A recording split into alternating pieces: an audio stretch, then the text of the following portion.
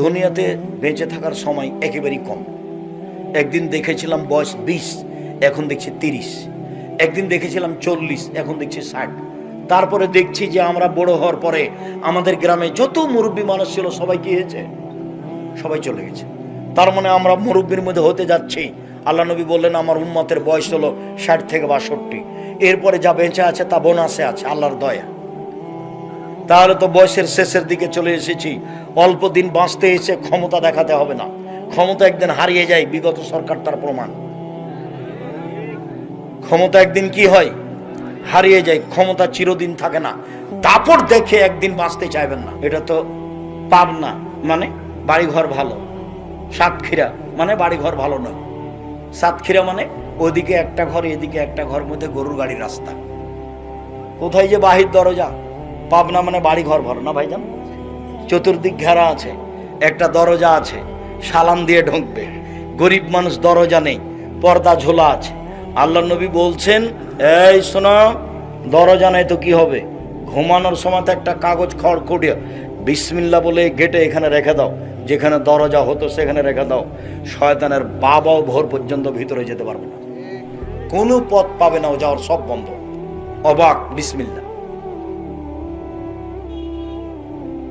চট করে একটা কথা মনে আসলো, মধ্যেখানে বলেই রাখি। পাবনার লোক রংপুর, দিনাজপুর, লালমাটি, ফাড়ি, পঞ্চগড়, ঠাকুরগাঁ, গাইবান্ধা, জয়পুরহাটের চেয়ে ভালো। কেন? বাপ মরার সাথে সাথে বোনকে জমি দিয়ে দেয়, ওরা দেয় না। তাতে বলা হয়েছে যে ভিক্ষে করা টাকা দিয়ে চাউল কিনে ভাত খেয়ে ইবাদত কবুল হবে। শ্বশুরের কাছে যৌতুকের টাকা নিয়ে সেই টাকা দিয়ে চাউল কিনে ভাত খেয়ে ইবাদত কবুল হবে না। আর যে বোনকে জমি দেয়নি এখনো, সেই বাপ কুকুর শ্রীগালের চেয়ে খারাপ।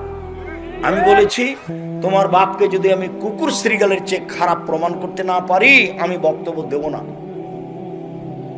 তোমার দাদা 15 শতক জমি রেখে মারা গেছে, তোমার বাপ নিবে 10 শতক 2 ভাগ, আর তোমার ফুফু নিবে 1 ভাগ। সকালে তোমার বাপ নিবে আর বিকালে তোমার ফুফু নিবে, এটা প্রমাণ করো দেখি। 10 বছর তো বহুদূরের কথা। তোমার বাপকে বলে দিও আব্বা ভাগ্য নিয়ে এসেছি, ফুফুর জমি খেয়ে মরতে রাজি নয়। আপনি কি মনে করেন আমরা ভাগ্য ছেড়ে এসেছি? আমাদের ভাগ্যে কিছুই নাই, আমরা এমনি দুনিয়াতে চলে এসেছি। দিন মজুরি তো দিন মজুরি করে খাবো। কালকে একটা ছেলে বলছে আমি হলাম মুসাব্বের, আব্দুল মুসাব্বের। ওস্তাজি আমি আপনার ছাত্র। তুমি আব্দুল মুসাব্বের? কোথায়? জান্নাতুর গাইবান্ধা গোবিন্দ। ও, তুমি খুব সুন্দর করে আরবি অক্ষরগুলো লিখতে, বাংলা ঘর ভরে সে